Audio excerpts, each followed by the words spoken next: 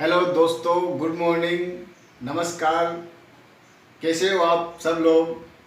मैं निसार अहमद राहत क्लासेस आंतरा से बोल रहा हूँ। मैं आज आपके लिए कक्षा 10 का विज्ञान विषय का टॉपिक पढ़ाने जा रहा हूँ।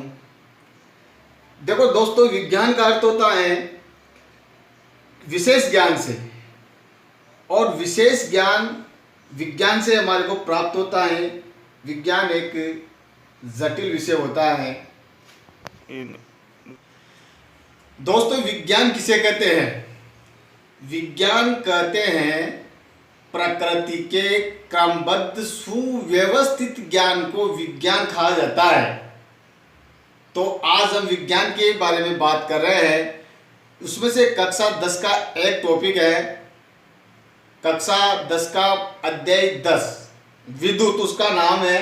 और उस विद्युत का सबसे कठिन टॉपिक है प्रतिरोधों का संयोजन, जो आज हम आपको पढ़ाने जा रहे हैं। तो देखिए ध्यान से, प्रतिरोधों का संयोजन दो प्रकार का होता है। प्रतिरोधों का संयोजन दो प्रकार का होता है।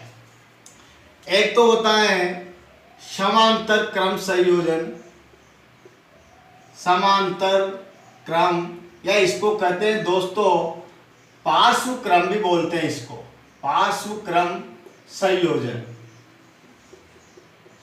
और दूसरा होता है श्रेणी क्रम संयोजन, श्रेणी क्रम संयोजन।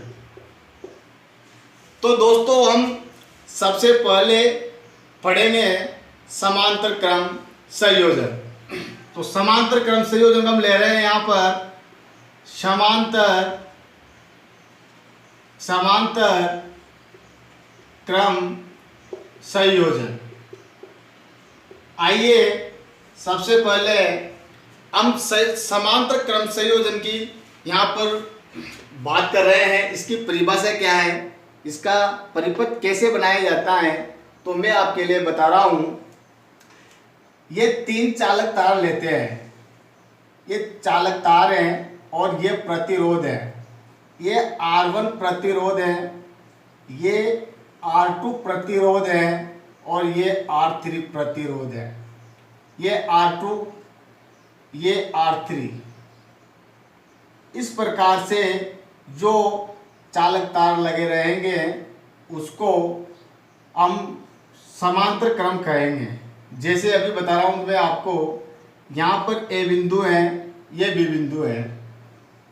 अब R1, R2, R3 इन तीनों का पहला सिरा ये पहला सिरा है ना, ये पहला सिरा एक बिंदु से जुड़ा रहता है।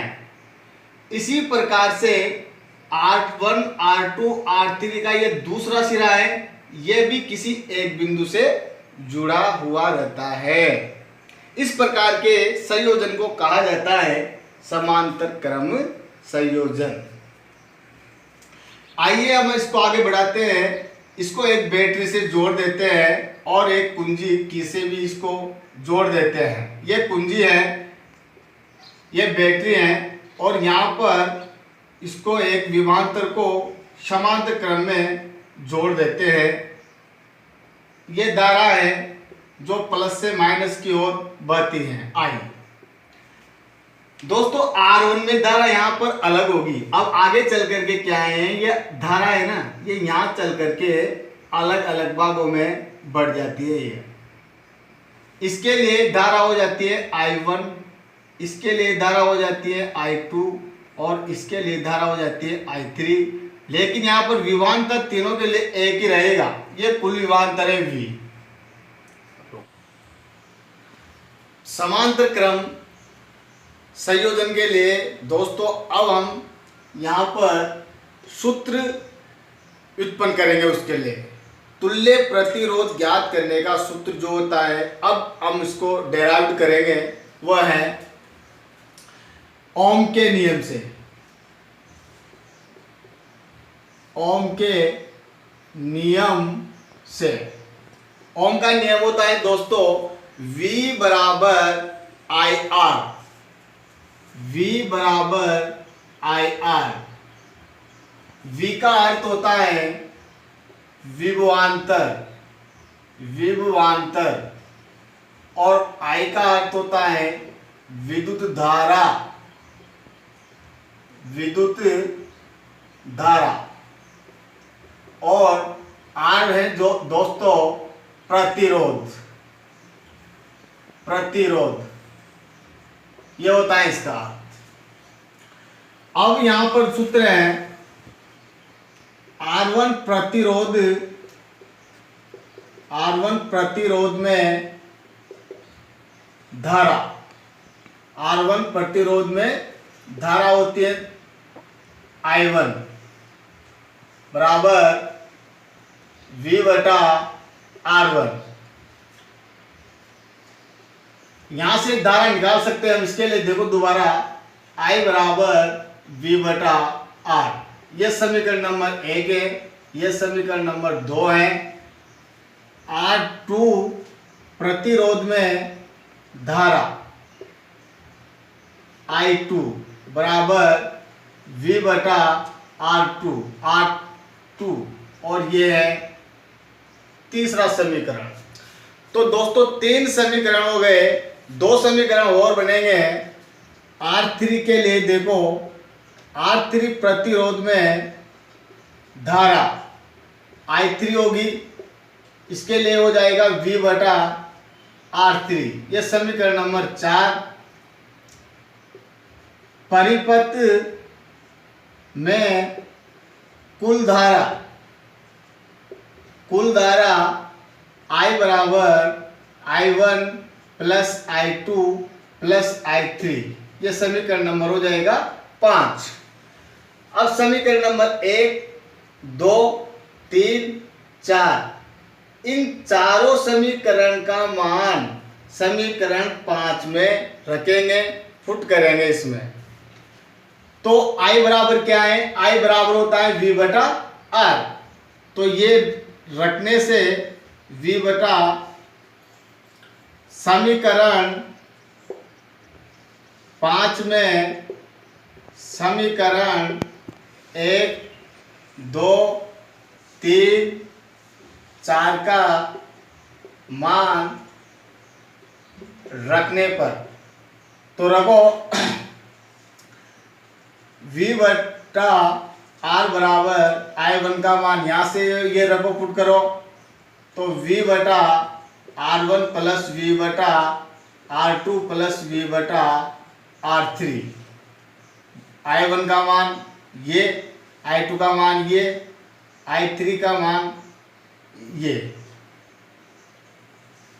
अब आगे देखो, इसके लिए एक तुल्य प्रतिरोध आएगा, तो V बटा R बराबर इसमें, इसमें, इसमें, तीनों में से V कॉमन आ रहा है, तो V बराबर V कोष्टक 1 बटा R1 प्लस 1 बटा R2 प्लस 1 बटा R3, V से V कैंसिल हो गया, यहाँ पर V से V कट गया, इसलिए ये बचा 1 बटा R बराबर 1 बटा R1 प्लस 1 बटा R2 प्लस 1 बटा R3। ये समांतर क्रम के लिए तुल्य प्रतिरोध है, तुल्य प्रतिरोध। तो तुल्य प्रतिरोध ज्ञात करने के लिए समांतर क्रम के लिए सूत्र ये लगेगा।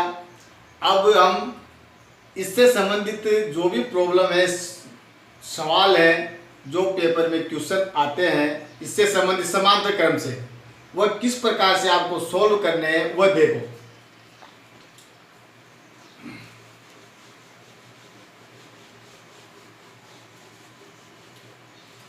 क्वेश्चन है दोस्तों, क्वेश्चन नंबर 1,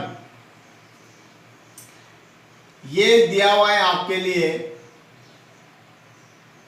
ये दिया हुआ है, जैसे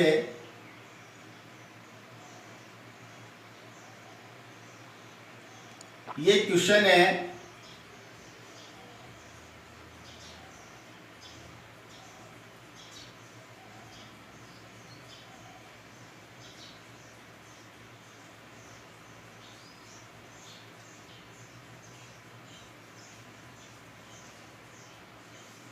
ये ए बिंदु है और ये बी बिंदु है। ये 2 ओम का प्रतिरोध है, ये भी 2 ओम का, ये भी 2 ओम का प्रतिरोध, और ये है 3 ओम का। तीनों ही 3-3 ओम के प्रतिरोध हैं। तो ए व बी के बीच तुल्य प्रतिरोध निकालना है हमारे को। तुल्य प्रतिरोध ज्ञात करना है ये। तो कैसे ज्ञात करना है वह देखो। ये इस प्रकार से जो परिपथ चालक तार या प्रतिरोध जुड़े होते हैं वो समांतर क्रम के लिए बनता है ऐसा परिपथ। तो ये भी समांतर क्रम में लगा हुआ है, ये भी समांतर क्रम में लगा हुआ है। तो समांतर क्रम से, समांतर क्रम सूत्र से, समांतर क्रम सूत्र से, समांतर क्रम सूत्र यहां पर लिखो। 1/r1 बराबर 1/r2 plus 1/r1 r2 plus 1/r3। ये 3 प्रतिरोध है। ये R1 है, ये R2 है और ये R3 है। अब इन तीनों का मान इसमें रखेंगे तो 1/2 प्लस 1/2 प्लस 1/2, एलसीएम लेंगे यहाँ पर 2, तो 1 + 1 + 1, 2 से 2 बाद में एक बारी 1 को उससे गुणा करेंगे ना तो 1 आएगा। इस प्रकार से 1 बचेगा, यहाँ भी 1 बचेगा और यहाँ भी 1 बचेगा। बराबर इन तीनों को जोड़ो तो 3/2, तो 1/r का मान हो गया 3/2। इसलिए r का मान हो जाएगा इनका उल्टा, मतलब 2/3 ओम। तो इसका तुल्य प्रतिरोध हम बनाएंगे। अब यहाँ पर देखो ये तुल्य प्रतिरोध आया 2/3 ओम इसका। इसी प्रकार से ये भी समांतर क्रम में जुड़े हुए तीनों प्रतिरोध, तो इसके लिए भी समांतर क्रम का सूत्र लिखेंगे। 1/r बराबर 1/r1 plus 1/r2 plus 1/r3। अब ये तीनों जो मान रखे हुए हैं, ये तीनों प्रतिरोधों का मान इसमें रखेंगे हम। R1 R2 R3 में दिया हुआ है ना, तो 1/3 प्लस 1/3 प्लस 1/3, एलसीएम आ गए 3, तो 1 + 1 + 1, तो 3/3, तो 1/r, तो ये इसे एक बार कैंसिल हो गया, कट गया, तो r बराबर क्या हुआ 1। इसलिए ये जो इसका तुल्य प्रतिरोध आया वह आया ये 1 ओम। अब दोस्तों ये जो क्रम है वह है श्रेणी क्रम। श्रेणी क्रम, अब श्रेणी क्रम का सूत्र होता है r बराबर R1 प्लस R2। तो इन दोनों प्रतिरोधों का फिर श्रेणी क्रम से हल किया जाएगा। तो ये तो है R1 और ये है R2। इन दोनों का मान इसमें पुट करेंगे, रखेंगे, तो 2/3 प्लस 1 कर एलसीएम लेंगे 3, तो 2 + 1, 2 + 3 बराबर 5/3 ओम। तो ये फाइनल आंसर है। तो इस प्रकार से समांतर क्रम ए और बी का तुल्य प्रतिरोध ज्ञात करने के लिए यह सूत्र काम में लिया जाता है जो हमने डेराइव किया था समांतर क्रम के लिए। इस प्रकार से इनके सवालों को हल किया जाएगा।